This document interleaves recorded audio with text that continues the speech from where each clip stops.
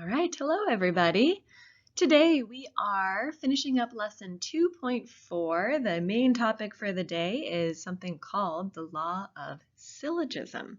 So we're going to be trying to draw a distinction between what we did yesterday, the law of detachment, and today, the law of syllogism. Before we get into anything new though, you've got to warm up, which is a bit of review from where we introduced conditional and related conditional statements. So I'm going to ask you to pause and write the inverse, converse, and contrapositive of the conditional below. If you like Halloween, then you love horror movies. Now for me, this is definitely true on both sides. I love Halloween. I love scary movies. But that could be different for you. We're just practicing writing the sentences. You don't necessarily have to evaluate the truth value. But go ahead and pause, give yourself this practice. And in 3, 2, 1, I'm going to go ahead and reveal our answers. All right, inverse. If you don't like Halloween, then you don't love horror movies. Okay, negating both pieces of our sentence. Converse, now we're switching the hypothesis and the conclusion. If you love horror movies, then you love Halloween. And lastly, the contrapositive, we're switching the order and we're negating both pieces. If you don't love horror movies, then you don't like Halloween. All right, again, mix perhaps of truth values there, but we're just going to go ahead. All right, so the law of syllogism, it's an odd word. It doesn't have meaning outside of exactly what we're about to define. So why don't we go ahead and just jump right. That's our only vocab word for the day, but we will be, you can see here, we'll be identifying when the law of detachment has been applied and the law of syllogism. So we're going to do a little bit of comparing today. Okay, here we are. So the law of syllogism states that if we have some conditional, if P then Q, and another conditional, if Q then R, notice that is an entirely intentional overlapping. Q is the same in both of these conditionals. If we have these two conditionals where one statement's overlapping, then we can kind of cut it out. If P then R is also going to be a true statement. Okay, so I'm just going to read that through one more time. If P then Q and if Q then R are true statements, then if P then R is a true statement. So the way I often explain what's going on here is, well, in my translation, you can see I often will say that this is essentially our transitive property of, excuse me, of deductive reasoning. So that transitive property is, again, just to say, like, let's say we know A is equal to B, and also B is equal to C. The transitive property allows us to go, oh, so actually A equals C. We're cutting out that middleman is the phrase I often use. Now the transitive property applies to equations. Our law of syllogism is doing the same thing. We're essentially saying, ooh, the conclusion of our first statement and the hypothesis of the second one, they match up. They're the same thing. So we can call that perhaps the middleman and cut it out and say, well, if P then R is ultimately our like shortened or combined statement. So it's really important to make sure that the conclusion of the first statement matches the hypothesis of the second statement. They have to be exactly the same. Otherwise, it's not going to work. Otherwise, it's not an example of the law of syllogism. So let's take a look at our example here. The given is going to be two if-then statements, two conditional statements. So if you get a job, then you will earn money. If you earn money, then you will buy a car. Again, we're not really bothering with the truth value of these statements. We're just going to evaluate whether it's valid, invalid, or whether we really can't draw a conclusion. The conclusion we're provided here is if you get a job, then you will buy a car. And this is indeed valid. This is an example of cutting out the whole part about earning money. Sure, it's necessary, but we can actually state logically that if you get a job, you will buy a car based on our given information.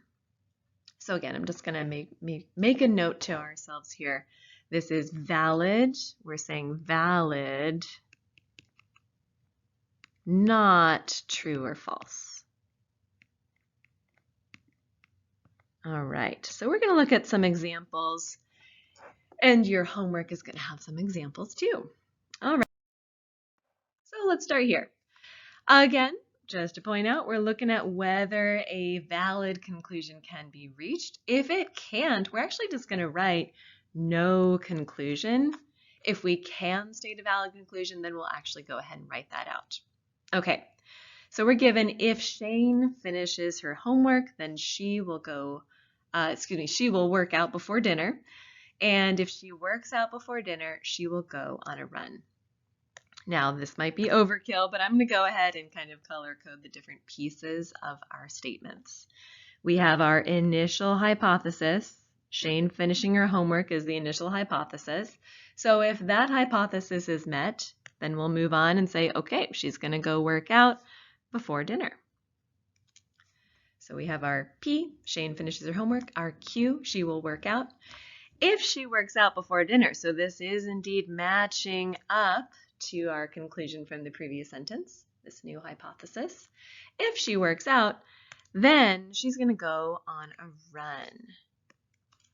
Okay, this is indeed an example where our law of syllogism can allow us to come to a valid conclusion. So our conclusion, let's write it here, valid conclusion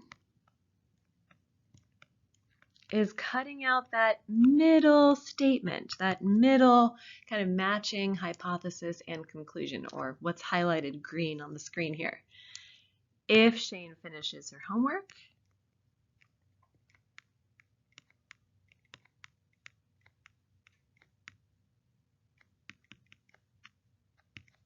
then she will go on a run.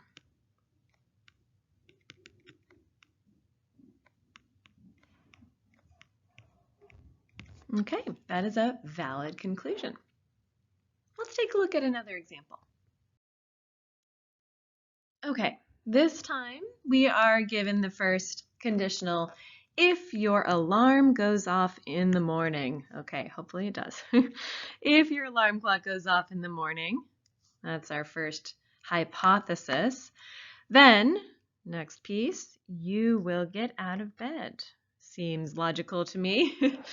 You will get out of bed is our conclusion of the first conditional statement.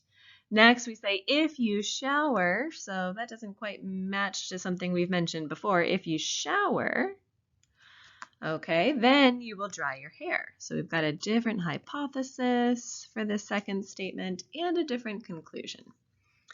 So again, I'm color coding here, which might be overkill, but it's really maybe helping us see that these are all separate statements. It sounds like a logical description of someone's morning routine, sure, but this is not an example of the law of syllogism because we do not see a matching conclusion from our first sentence to the hypothesis of our first. That doesn't match. So in this case, using the law of syllogism, we actually cannot draw any conclusion. We're not allowed to say, if your alarm clock goes off in the morning, you will dry your hair. That's not going to be deductive reasoning. So we're going to say no conclusion. Okay, let's look at a couple other types of examples. This was just sort of straightforward, like law of syllogism versus where we can't apply the law of syllogism. But let's compare the law of syllogism to the law of detachment. So we're going to try to draw a valid conclusion if we can from the given information.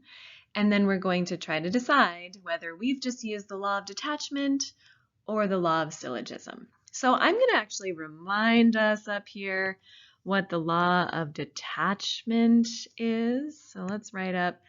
This is basically when we have a rule, some if P, then Q, and some example of P happening. So some example of the hypothesis of our rule occurring. What we're allowed to state is the conclusion Q is also true. Okay, so that's a little bit different than what we've just introduced here, the law of syllogism, which is almost like, I don't know, I almost want to call it like a daisy chain of logical statements. It's our transitive property of logical statements. We have some rule or some conditional statement, if P then Q, and some logical statement, if Q then R. So it's not exactly the backward statement, it's a new conclusion. And we're allowed to say as our conclusion here, overall, that if we cut out that repeated sentence or repeated statement Q, if P then R is also true. Okay, that's the big difference here. So let's see with our example what we're working with. If it snows more than 5 inches, I hope so this year sometime. If it snows more than 5 inches, then school will be closed. Okay, and also we're given, it snowed 7 inches last night. Well, we have a rule. We have, let's do different colors here. It snows means school is closed. Pretty true in our case, usually. And then we're given, it snowed 7 inches last night. Probably didn't in reality, but hey, what do I know? I'm in Hawaii.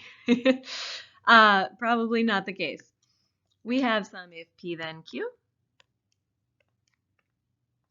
We have some example of P happening. So we get to say our conclusion is school will indeed be closed.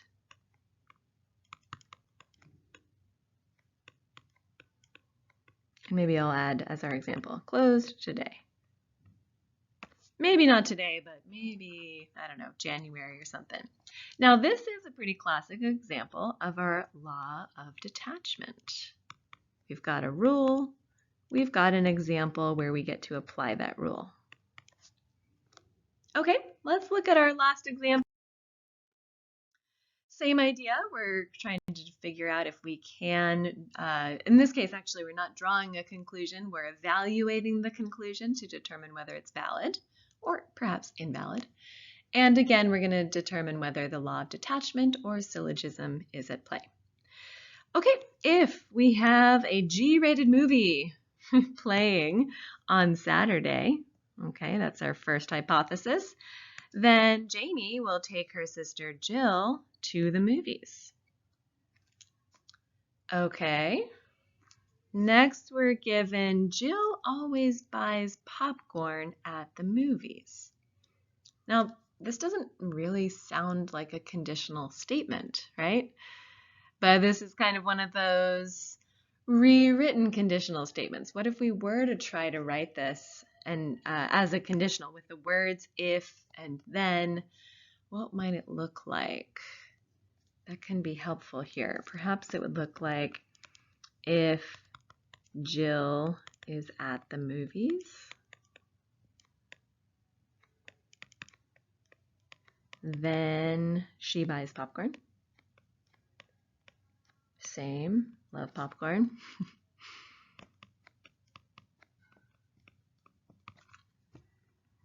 Now, if we actually take the time to rewrite our second statement in this true conditional format, I think it makes it a lot easier to see that we do have a repeating statement. Jill is at the movies. Well, Jamie has taken her sister Jill to the movies. I'm going to say that matches up close enough. I'm going to say that that's logical. Her buying popcorn is going to be our final conclusion. So the given conclusion overall here states if a G-rated movie is playing on Saturday, then Jill's going to get popcorn. This is a valid conclusion. This is valid. And this is, again, an example of our law of syllogism.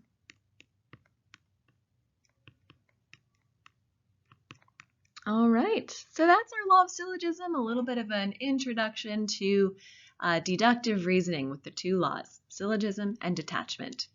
Give that some practice today and have fun. Thank you, guys.